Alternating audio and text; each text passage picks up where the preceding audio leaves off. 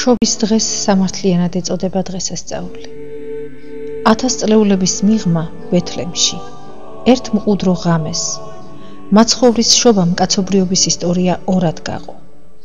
დაიწყო ახალი ეპოქა, რომელმაც ადამიანი სხვა საზომში მოაქცია. ამ ახალ ეპოქაში ადამიანს მიეცა ქმედითი საშუალება განახორციელოს ის მისია, რომელიც მან 60-ში, გაჩენის დღიდან იტვირთა. ეს არის მისია, რომლის აღსრულების კვალობაზეც ადამიანი თავის უზენაეს მიზანს აღწევს. განიღმრთობა. სწორედ ეს შესაძლებლობა განღმრთობა მას განარჩევს ყველა სხვა ქმნილებისაგან. უფლის შობა ადამიანის ღვთის ხატად და მსგავსად შექმნის ისტორიული სამართლიანობის რეალიზებას ახდენს. ადამიანის ცოდვით დაცემა უდიდესი ტრაგედია იყო მის ისტორიაში.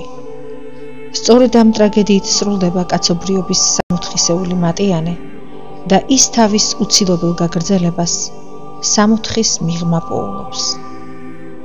მიუხედავად ამ დიდი ტრაგედიისა, ადამიანის დანიშნულება არ შეცვლილა. მას 60-ში მიცემული დავალება ღვთისა განღმრთობილიყო. 60-ხის მიღმაც რეალურ მიზნად აქვს დასახული, თუმცა ცოდვით დაცემულ ადამიანს აღარ შეეძლო თავისი მოვალეობის შესრულება. საეკლესიო მოძღვრებით ის, რაც ღვთის განგებულებაა, ვერავინ და ვერაფერი შეცვლის.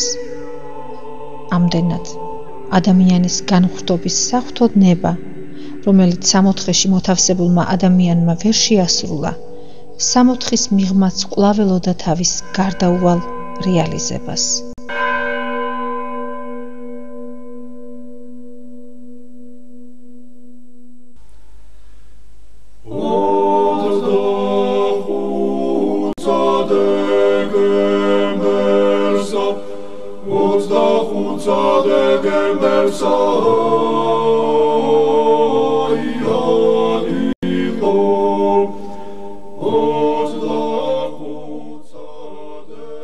განღმრთობა აუცილებლად ადამიანისა უნდა ყოფილიყო და არა სხვა ქმნილებისა, თქვათ ანგელოზისა. ამდენად დროთა მიწურულს ღმერთმა ინება მოსულიყო კაცად, ჭეშმარიტ ადამიანად, და ის, რაც 60-ში ვერ მოხერხდა, მის მიღმა განხორციელებულიყო.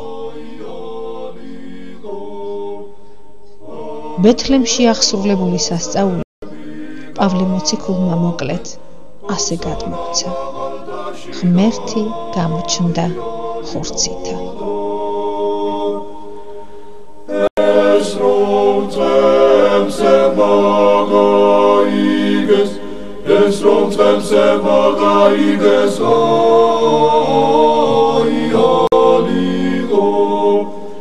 ეს რომ წემზე წმიდა მამათა აზრით, აუცილებელი იყო ცოდვით დაცემულ ადამიანს თავად გამოესყიდა დანაშაული. თავად გაეკაფა გზა დაკარგული 60-ხისაკენ. და რადგან ადამიანის ძალას არ შეეძლო ამ მისიის შესრულება, აუცილებელი იყო შეწევნა ღვთისა. ადამიანისათვის ღვთისაგან წამოსული დახმარება რაღაც სამართლიანობის საზღვრებში უნდა მოქცეულიყო. სწორედ ეს არის ადამიანის გონებისათვის მოუხელთებელი. ღმერთი, რომელიც თავისი ბუნებით შემოუსაზღვრელია, გარეშე მოწერილში უნდა გაცხადებულიყო. ის, რომელიც ზედროულია, დროულობაში უნდა შემოსულიყო. ის, რომელიც უსაზღვროდ ძლიერია, რაღაც პირობებს უნდა დამორჩილებოდა, რადგანაც ადამიანის გამოხსნის სამართლიანობა სწორედ იმას გულისხმობდა, რომ დანაშაული ადამიანს უნდა გამოესყიდა. ეს კი მხოლოდ ღვთის მიერ უნდა აღსრულებულიყო.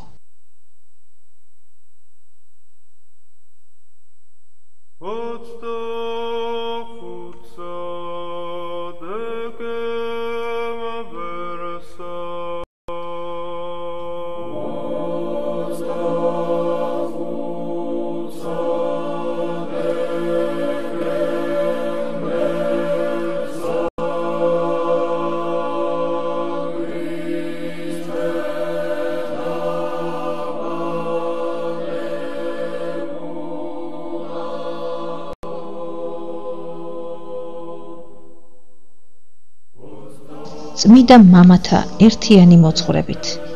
ღმერთი კაცად მოდის ამ ქვეყნად, რათა ევნოს, მოკვდეს როგორც კაცი და ადამიანის გამოხსნა აბსოლუტური სამართლიანობით აღასრულოს.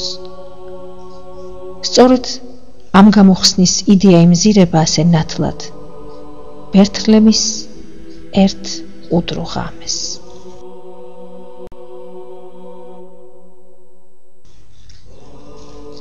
ღვთის განკაცება უდიდესი სიყვარულისა და სამართლიანობის ერთობლივი გამოვლინება იყო.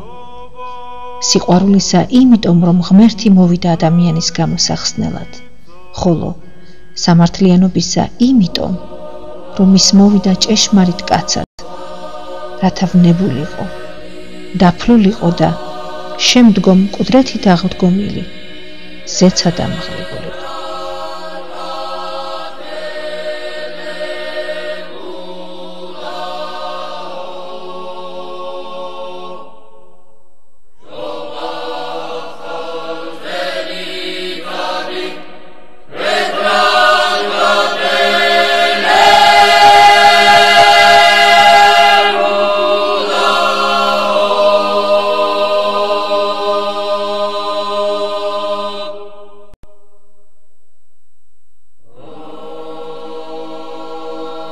მაცხოვრის ხორციელად შობის შემდგომ მრავალი საუკუნე გავიდა. მრავალი წლის მანძილზე შობის დღესასწაულზე ადამიანი გონებით კვლავ უკავშირდება ბეთლემისეულ იდუმალებას. შობის დღეს სამართლიანად ეწოდება დღესასწაული.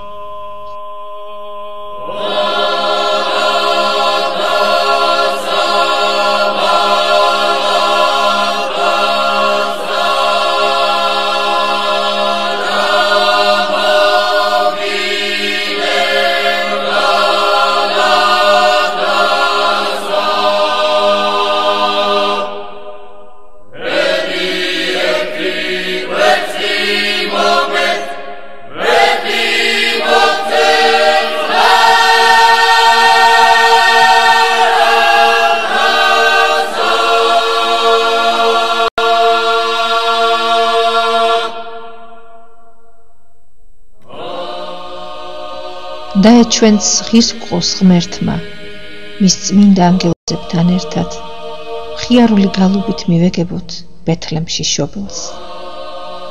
დიდება მაღალთა შინა ღმერთსა, ქვეყანასა ზედა მშვიდობა და კაცთა შორის სათნოება. და მისი მადიდებელნი ყოფილიყავით მოდგმითი მოდგმამდე. ამინ. დიდება მაღალთა შინა ღმერთსა, ქვეყანასა ზედა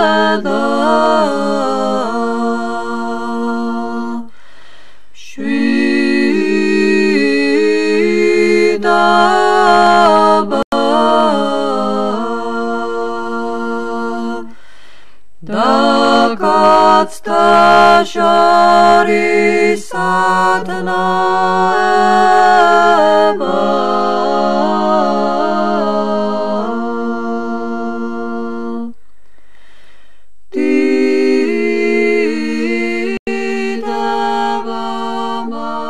სრულიად საქართველოს კათოლიკოს პატრიარქის ილია მეორის 2006 წლის საშობაო ეპისტოლედან. დღეს ზეიმობს ცადა ქვეყანა, ანგელოზნი უგალობენ ახალშობილ მაცხოვარს. დიდება მაღალთა შინა ღმერთსა, ქვეყანასა ზედა მშვიდობა და კაცთა შორის სათნოება. და ჩვენც მათთან ერთად აღმოვთქვამთ სადიდებელს უფლისას. უფალო ძლიერო, ბეთლემს შობილო, აღადგინე დაცემულნი და კვლავ მოგვანიჭე წყალობა შენი. მოგმადლე განცდა, ცოდვათა და არა განკითხვათ ძმისა ჩვენისა. მოგვეც სიბრძნე, სიმშვიდე, ერთგულება, ნაყოფის სიუხვე, ამაღლებული სიყვარული, სასოება შეურყეველი, რათა ვიხაროთ ორსავე სოფელსა შინა. კურთხეულო საქართველო, შეისმინე სიტყვა უფლისა. ესე რა მიმიცემია წინაშე შენსა კარი განღებული, რომლისა დახშვად ვერ ვინ შემძლებელ არს. მას გავუღოთ გული ჩვენი ნათელსა მას მივაჩრდილებელსა და ვიხაროთ უფალთან ერთად და ნათელი ქრისტესი განგვინათლებს ყოველთა. ქრისტეს მიერ საყვარელნო ჩვენო სულიერო შვილებო, კიდევ ერთხელ გულითად ადგილოცავთ ქრისტეშობის დიდებულ დღესასწაულს და ახალ წელს. იხარეთ აწდა მარადის და უკუნითი უკუნისამდე. ამინ. სრულიად საქართველოს კათოლიკოს პატრიარქი ილია მეორე. ალილოდა, ალილოდა, ქრისტეს მახარობელნი ვარ, ქრისტეს შობას მოგილოცავთო. ალილოდა, ალილოდა, 25 დეკემბერსა ქრისტე იშვა ბეთლემში ნაო. ალილოდა, ალილოდა, ანგელოზი უგალობენ დიდება მაღალთაში ნაო. ალილოდა, ალილოდა, ეს რომ წემსებმა გაიგეს მივიდნენ და თაყვანისეს ხარს. ალილოდა, ალილოდა, ვარსკვლავები ბრწყინვალებენ, ანათებენ ბეთლემსაო. ალილოდა, ალილოდა, ორი ქვეყნიდან მოსულმა მოგვებმა ძვენი შესწირეს ხაზს. ალილოდა, ალილოდა, ქრისტეს მახარობელნი ვართ, ქრისტეს შობას მოგილოცავთო.